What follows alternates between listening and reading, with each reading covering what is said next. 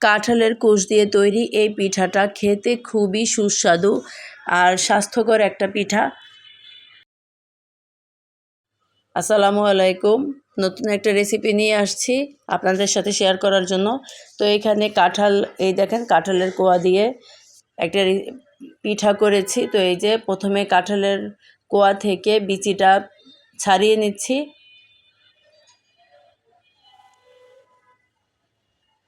তারপরে এই যে কাঁঠালের কোষগুলো ব্লেন্ড করে নিচ্ছি, একটা ব্লেন্ডার জগে নিচ্ছি। তারপরে এই যে ব্লেন্ড করে নিয়েছি, এখন একটা বাটিতে তুলে নিচ্ছি।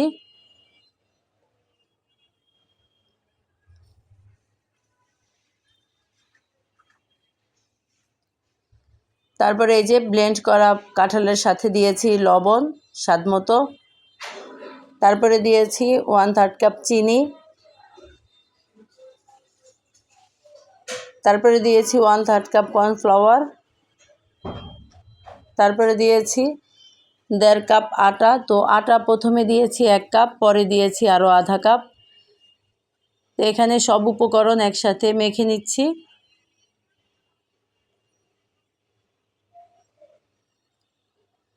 তো এই যে দেখেন আরও আধা কাপ দিয়েছি আটা।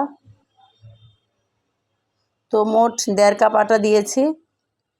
তো এখানে এই যে ভালোভাবে একটা ডো তৈরি করে নিচ্ছি।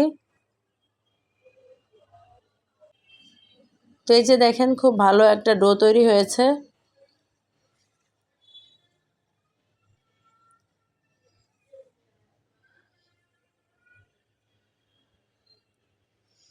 তো বাজারে এখনও কাঁঠাল পাওয়া যায়। তো কাঁঠালটা বাজারে থাকতে থাকতেই আপনারা এই রেসিপিটা তৈরি করতে পারেন। এটা খুবই অল্প উপকরণ দিয়ে খুব মজার একটা রেসিপি। তো বিকালের নাস্তায় বা বাচ্চাদের টিফিনে এই পিঠাটা তৈরি করে দিতে পারেন, কাঁঠালের পিঠা। তারপরে এই যে দেখেন এখানে কড়াই গরম করে কড়াইতে তেল দিয়েছি, রান্নার তেল। তেলটা গরম করে তারপরে এই যে চামচ দিয়ে অল্প অল্প করে দিয়ে ভেজে নিচ্ছি।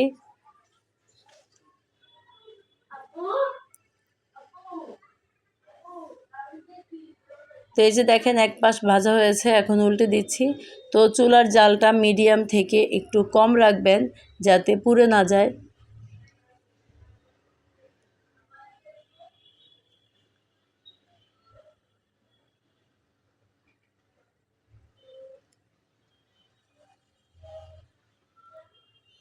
তো এই যে দেখেন কাঁঠালের এই পিঠাগুলো ভাজা হয়েছে।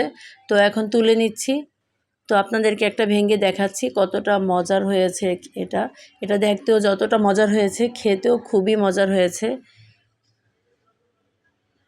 তো আজকে এ পর্যন্তই।